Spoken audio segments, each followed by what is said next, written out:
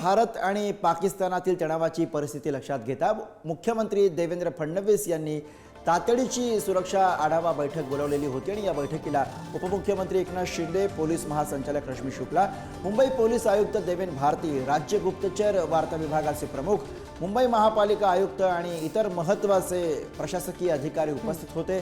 या बैठकीमध्ये राज्यातील सुरक्षा व्यवस्थेचा आढावा घेण्यात आला।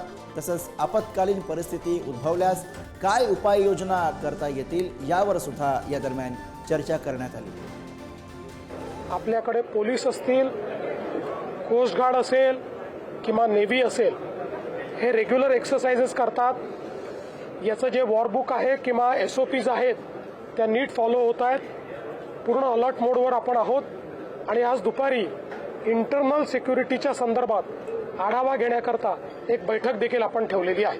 केंद्र सरकारचा संबंधित विभाग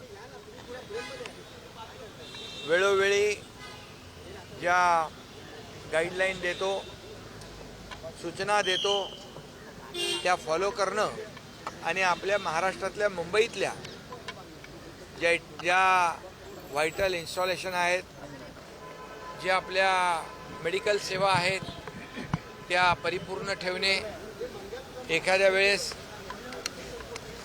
इमर्जन्सी आली तर त्या दृष्टीने जे काही उपाय करायचे या सर्व उपाययोजनांवर चर्चा झाली।